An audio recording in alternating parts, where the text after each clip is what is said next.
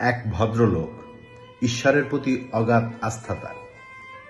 সে বিশ্বাস করে যে পৃথিবীতে যত প্রাণী আছে তার মধ্যে ঈশ্বর আছেন। সে ঈশ্বরের একনিষ্ঠ ভক্ত। তো হঠাৎ একদিন ওই লোক রাস্তার মাঝ বরাবর হেঁটে যাচ্ছে।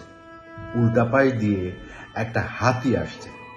হাতির উপরে বসা মাহুত চিৎকার করে করে বলছে, এই যে ভাই, শুনতে পাচ্ছেন? সরে যান, রাস্তা থেকে সরে যান, এই হাতি কিন্তু আপনাকে মেরে ফেলবে। লোকটি বলছে, ধর, কি বলেন আপনি? হাতির মধ্যে ঈশ্বর আছে, ঈশ্বর কখনো আমাকে মারতে পারে না। লোকটি বলছে যে, ভাই, হাতিটি পাগল হয়ে গেছে, বিশ্বাস করেন, আপনি সরে যান। তারপরেও সে লোকটি বলছে যে, না না না, হাতির মধ্যে ঈশ্বর আছে, ঈশ্বর কখনোই আমাকে মারতে পারে না, আমার অগাধ বিশ্বাস আছে। লোকটি বলছে, ভাই প্লিজ, হাতিটি পাগল। এই কথা বলতে বলতে হঠাৎ করে হাতি লোকটিকে সুরে পেঁচিয়ে উঁচা করে মাটিতে আছাড় দিল। ব্যাস, শেষ। লোকটি সোজা স্বর্গে চলে গেল। স্বর্গে যে ঈশ্বরের সামনে উপস্থিত।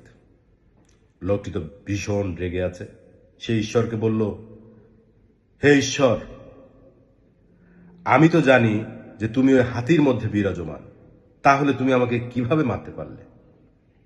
ঈশ্বর তখন মিষ্টি হেসে বলল, হ্যাঁ, তুই জানিস আমি হাতির মধ্যে ছিলাম, কিন্তু আমি যে হাতির উপরে ওই মাহুতের মধ্যেও ছিলাম। আমি যে তোকে কতবার চিৎকার করে করে বললাম, সরে যা সরে যা, হাতিটি পাগল হয়ে গেছে, কই, তুই তো আমার কথা শুনিসনি। তোদের সমস্যা কি জানিস?